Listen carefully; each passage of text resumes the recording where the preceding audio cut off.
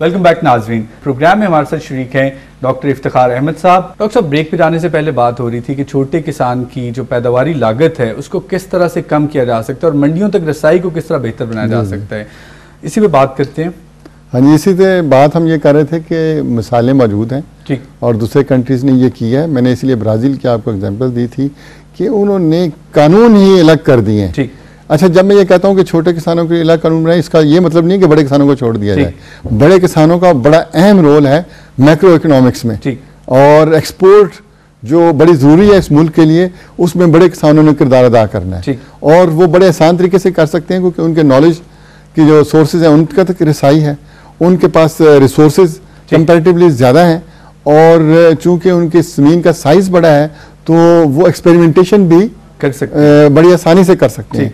लेकिन उसके लिए फिर हमें इन्वेस्टमेंट ज़्यादा करनी होगी साइंस में, ताकि इनोवेशंस की तादाद बढ़े, नई से नई टेक्नोलॉजीज हर रोज़ डेवलप हों, और उसमें फेडरल में भी और सूबाई सतह पर भी तमाम इदारों को मिलकर हर रोज़ नई चीज़ें लानी होंगी, ताकि जिससे कि और डाइवर्सिफिकेशन इनोवेशन में लानी होगी, ताकि बड़े किसान उस लिहाज से जो बाहर एक्सपोर्ट है उसमें वो आगे बढ़ सके।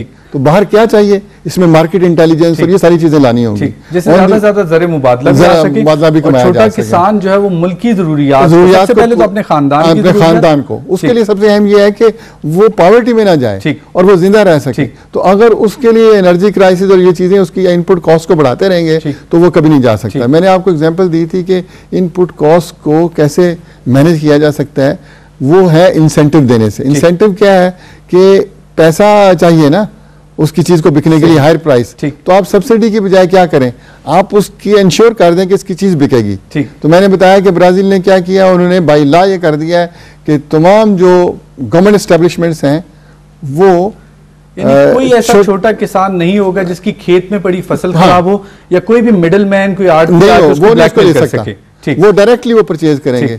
दूसरा उसी का पार्ट में एक और बताना, जैसे हमारे यहाँ बेनजीर इनकम सपोर्ट प्रोग्राम, उनके यहाँ एक स्कूल फीडिंग प्रोग्राम है। तो स्कूल फीडिंग प्रोग्राम का क्या मतलब है, उसका मतलब ये है कि जो स्कूलों में बच्चे हैं उनकी जो ग़िज़ाई ज़रूरियत, जितने घंटे वो स्कूल में रहते हैं वो स्कूल ने पूरी करनी है, और गवर्नमेंट उसको पैसे दे रही है। और वहाँ उन्हें एक न्यूट्रिशनिस्ट बिठाया हुआ है, उन्होंने मेडिकल डॉक्टर में, वो उसकी अपनी रेसिपी तैयार करता है कि ये चीज़ें चाहिए।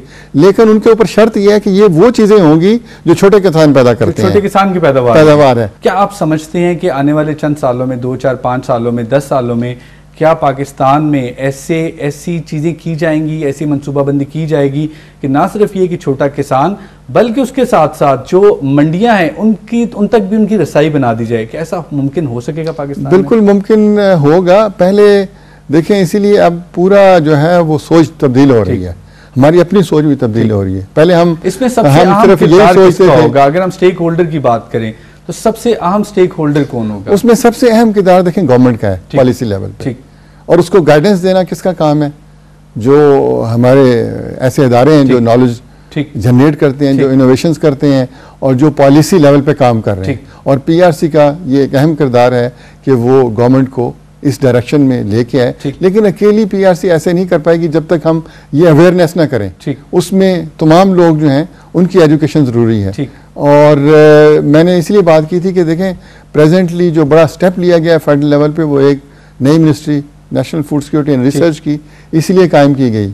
अब उसको जब हम देखते हैं तो उसमें पहले हम सिर्फ बात करते थे कि खाना अवेलेबल हो जाए। आज खाना तो अवेलेबल है, लेकिन सिर्फ ये क्या काफ़ी नहीं है। इसलिए food security is not simple. Food security में सिर्फ खाना अवेलेबल करना ज़रूरी नहीं है, उसमें आगे 3 और पिलर्स हैं। एक पिलर यह है कि खाना अवेलेबल है, लेकिन क्या एक्सेस भी है कि नहीं। यही बात की थी, बड़े किसानों को तो शायद एक्सेस हो, छोटे किसान को, खुद प्रोड्यूसर को एक्सेस नहीं है।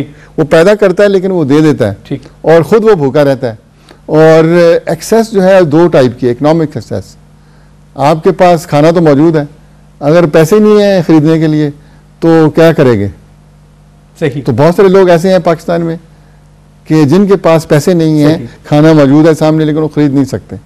तो इसको किस तरह आप बनाएं? तो ये बेनज़ीर स्पोर्ट प्रोग्राम टाइप, ये इस तरह की चीजें हैं। ये चीजें मईशत में ख़ास तौर पे जो गुर्बत वाले हमारे ऐसे तबके हैं कि जो गुर्बत या उसकी सतह से भी नीचे हैं, हाँ, उनके लिए सारी की सारी मनसूबाबंदी जो है वो कारआमद है। तो अक्सर नौजवानों के किरदार पे बात कर लें अगर थोड़ी सी, कि नौजवान इस मुल्क का, हम कहते हैं कि हमारे मुल्क में 60 से 65% नौजवान हैं और हर नौजवान की कोशिश है कि वो कोई ऐसा करियर बनाए, कोई ऐसा अपना मुस्तकबिल बनाए कि जिसमें वो बड़ी जल्दी से तरक्की कर सके। बहुत कम ऐसा देखा गया है कि ज़राअत की तरफ भी लोग अपना करियर बना रहे हो। आप क्या समझते हैं कि नौजवान जिनकी तवानाई ज़्यादा होती है, जिनकी तालीम बेहतर होती है, जो कि नए तजुर्बात कर सकते हैं, क्या उनको भी ज़राअत में कदम रखना चाहिए और क्या ऐसा मुमकिन है कि पाकिस्तान में ऐसा किया जा सकता है? बिल्कुल, आपने जो सवाल उठाया यूथ का, ये बड़ा अहम सवाल है। जैसे कि आपने कहा कि 50% पॉपुलेशन अंडर 20 है, ठीक, और वो पॉपुलेशन ऐसी है जो कैपेबल उस तरह नहीं है कि उनके स्किल्स, ठीक, तो स्किल बिल्डिंग प्रोग्राम की ज़रूरत है। अब उसमें दो अहम पार्ट हैं। एक तो यह है कि क्या अब आप माइग्रेशन तो रोक नहीं सकते, ग्लोबलाइजेशन है, और अगर कहें कि लोग सिटी में ना जाएं ऐसा मुमकिन नहीं है। लेकिन सवाल यह है कि क्या सिटी में उनको ऐसे भी लोगों को लाएंगे जिनको कुछ ना आता हो, या उनको आप ट्रेन करके लाएं। ठीक।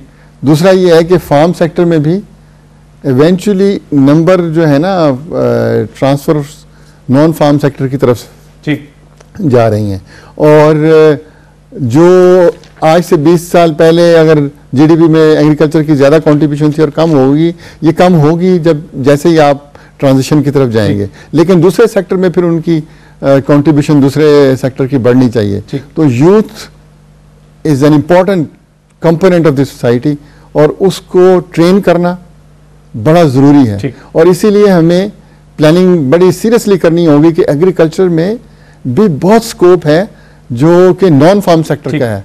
ज़रूरी नहीं कि आप वो ट्रैक्टर चलाना ही सीखें, लेकिन फार्म को मेंटेन करने के लिए वहाँ पर भी नॉन फार्म सेक्टर की बहुत सारी स्किल्स हैं।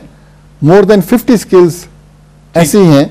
यानी जरूरी नहीं कि आप जाके खेत में ट्रैक्टर ही चलाएं। अगर आप इसको अपने मुस्तकबिल या करियर बना रहे हैं, हाँ तो ऐसी बहुत सारी राहें, ऐसी बहुत सारे एवेन्यूज है जहाँ पे आप अपना कोई किरदार अदा कर सकते हैं। मैंने शुरू में इसलिए बात की थी कि आप वैल्यू एडिशन की जरूरत है। तो अगर गन्ना आप वैसे बेचें तो उसकी वैल्यू और है, लेकिन अगर गन्ने के जूस को पैक करके उसको आप जूस को बेच दें तो उसकी वैल्यू आपने ऐड कर दी। अब ये वैल्यू एडिशन सिर्फ जूस निकाल के भी की जा सकती है, और ये छोटे यूनिट्स गांव में लग सकते हैं। आपको मैं बताऊं, ये बैंकॉक और दूसरी जगहों पे जाएं तो अगर आप देखें एयरपोर्ट से गुजरते हुए, सिर्फ एक बनाना जो है जिसे केला हम कहते हैं, हम कच्चा केला खाते हैं, ठीक है, वो जो पक जाता है उसको हम पका हुआ कहते हैं, वहां पर 25 उसके प्रोडक्ट्स हैं सिर्फ बनाना के, केले के, जो आपको टॉफी की शक्ल में, दूसरी चीजों की शक्ल में आपको मिलेंगे। डॉक्टर साहब, आपका इसी तरह सिर्फ मेज जो है उसके 30 प्रोडक्ट्स हैं। तो अब हमें इसकी तरफ तवज्जो देनी होगी। और ये प्रोडक्ट्स कहाँ बनेंगे? इन प्रोडक्ट्स को गांव में बनाया जा सकता है, छोटे स्केल पे। तो स्किल एनहांसमेंट का एक प्रोग्राम जो है ना, वो हमें स्ट्रांगली डेवलप करना होगा इस सतह पे कि जहाँ पर लोग हैं, लोकल लेवल पे। आप देखेंगे ट्रांसपोर्टेशन की कॉस्ट कितनी है। तो इसीलिए फॉर एग्जाम्पल सिटी जो है, इसको आप ऐसे ना समझें कि ये डेड चीज़ है। ठीक, लाहौर सिटी अगर है या इस्लामाबाद है तो कितने लोग हैं, ठीक, तो ये खाते भी हैं, पीते भी हैं, इनको भी खुराक चाहिए ना। खुराक जहाँ पे होगी वहां पे भी ऐसे लवाजमात करने चाहिए कि इनको खुराक मिल सके। डॉक्टर, हमारे पास वक्त कम है, मैं चाहूंगा कि आप अपनी पूरी जिंदगी गुजारी है ज़राअत में, पाकिस्तान में ज़राअत की तरक्की के लिए। आपके एकेडमिक्स बताते हैं, आपके अचीवमेंट्स बताते हैं कि आपने पूरी ज़िंदगी पाकिस्तान में ज़राअत की तरक्की के लिए एक तरह से वक्फ कर दी। डॉक्टर साहब, ये बताइए कि जब तहकीक आप एक आम किसान तक लेके जाते हैं, छोटे किसान तक लेके जाते हैं, तो क्या वो उस चेंज को रेजिस्ट करता है या इजीली अडॉप्ट कर लेते हैं? मैं रवैयों की बात कर रहा हूँ। हमारे रवैये कैसे हैं जो नई तहकीक होती है? जहाँ तक फार्मर का लेवल है ना, फार्मर की एटीट्यूड तो पॉजिटिव है। उसकी मिसाल मैं अभी देता हूँ बीटी कॉटन की। फार्मर तो पहले अडॉप्ट कर चुका है। ठीक, रेजिस्टेंस कहाँ है कि हम पीछे रह गए। जो हमारे सिस्टम है, सिस्टम जो है ना हमारे कमज़ोर है, ठीक, सिस्टम एफिशिएंट नहीं है। उसमें सबसे बड़ा इशू गवर्नेंस का है और उसको रिजॉल्व करने की ज़रूरत है। फार्मर के लेवल पे मैं समझता हूँ वो तो तशना है और वो चाहते हैं कि उन तक इल्म पहुँचे। तो जो रिसर्च के हमारे इदारे हैं, जो रिसर्च को आगे ले जाने वाले इदारे हैं और जो फार्मर तक पहुँचने वाले इदारे हैं, वो अब पुराने जो निज़ाम है उनके मुताबिक नहीं चल सकते। सो हमारे रवैये जो है, हमारे किसान के रवैये वो मस्बत है। डॉक्टर साहब, माजरत ख्वाह हूँ, हमारे पास वक्त कम है। एक नशस्त में ये सारे का सारा सब्जेक्ट आपके साथ बैठ के इसको कवर करना बिल्कुल पॉसिबल नहीं है। हम कोशिश करेंगे कि आइंदा भी किसी नशस्त में इसी मौजू पे दोबारा बात की जाए।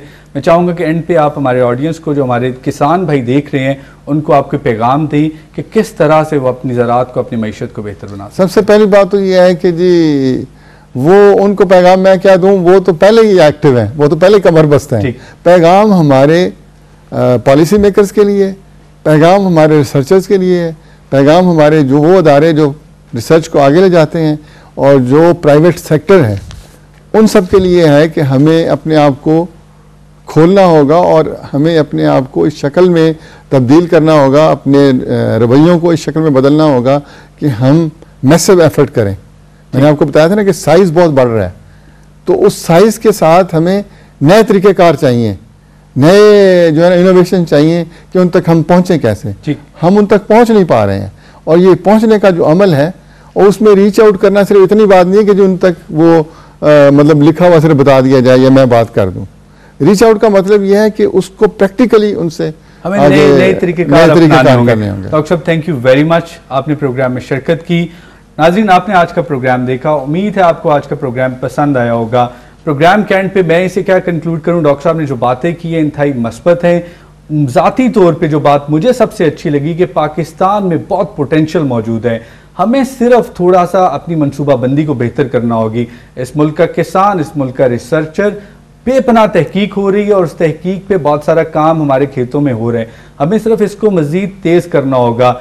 इस आबादी को खिलाने के लिए इसकी ग़िज़ाई ज़रूरियात पूरी करना इतना आसान नहीं है। हमें कमर बस्ता होना चाहिए कि किस तरह हम नए जो भी नई टेक्नोलॉजीज़ हैं, जो नई तहकीक होती है, उस पर किस तरह से अपने खेतों में उस तहकीक को अपने खेतों तक लेके आएँ और अपनी पैदावार को बढ़ाया जा सके।